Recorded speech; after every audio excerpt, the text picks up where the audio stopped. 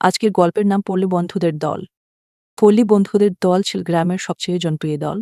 দলটির সদস্য ছিল ৫ জন ফুলকি, রতন, শিলা, মনা আর কালু। প্রতিদিন স্কুল শেষ হওয়ার পর এই দল মিলে গ্রামের বিভিন্ন জায়গায় খেলা করত।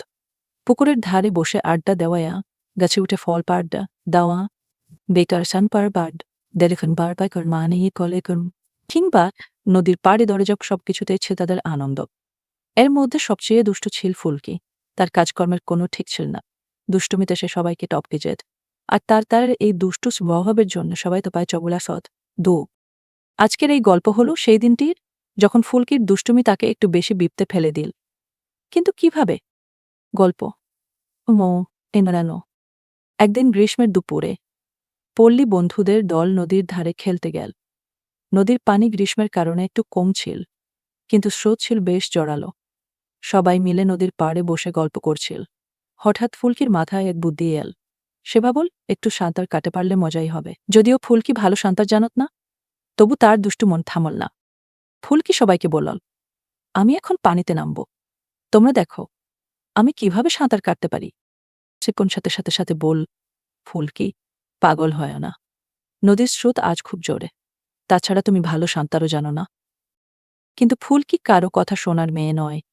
সে হাসতে হাসতে নদীর ধারে গেল, জুতা খুল আর পানিতে ঝাঁপিয়ে পড়ল। প্রথম দিকে তো সব ঠিকই ছিল। ফুলকি কিছুটা সাঁতার কাটাল আর সবাই তালে তালে হাততালি দিল। কিন্তু হঠাৎ কি হলো, ফুলকি স্রোতে ভেসে যেতে শুরু করল। ফুলকি এবার সত্যিই ভয় পেয়ে গেল। সে চিৎকার করে উঠল, বাঁচাও, আমি ডুবে যাচ্ছি। রতন, শিলা আর মোনা তো অবাক। তারা ভেসে ফুলকি মজা করছে, কিন্তু এবার তারা বুঝল ব্যাপারটাই মানতেমর গামিল পাড়াটকে দা করে ডাকতে শুরু করলা, মাচাও, মাচাও, বাঁচাও, বাঁচাও, বাঁচাও, বাঁচাও, তাকাও। এদিকে গ্রামের একজন বয়স্ক লোক, হারাধন চাচা, নদীর পাড়ে বসে মাছ ধরছিলেন। চিৎকার শুনে তিনি দ্রুত উঠে দান ডালেন এবং পানিতে ঝাঁপ দিলেন।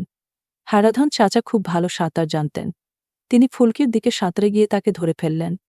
ফুলকি তখন পুরো ভয়ে জমে গেছে, কিন্তু হারাধন চাচা তাকে সাহস দিয়ে বললেন, কিছু হবে না মা, আমি আছি। চাচা ফুলকিকে টেনে নদীর পাড়ে নিয়ে এলেন।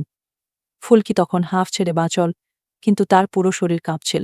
বন্ধুরা সবাই দাঁড়ে এসে তাকে জড়িয়ে ধরল।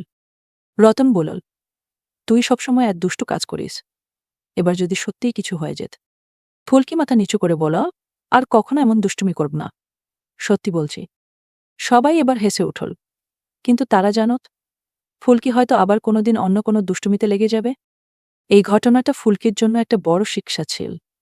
তার বন্ধুরা সবসময় তার পাশে ছিল, কিন্তু তাদের সাবধানবাণী শোনা খুবই গুরুত্বপূর্ণ, এটা ফুলকি বুঝতে পেরেছিল।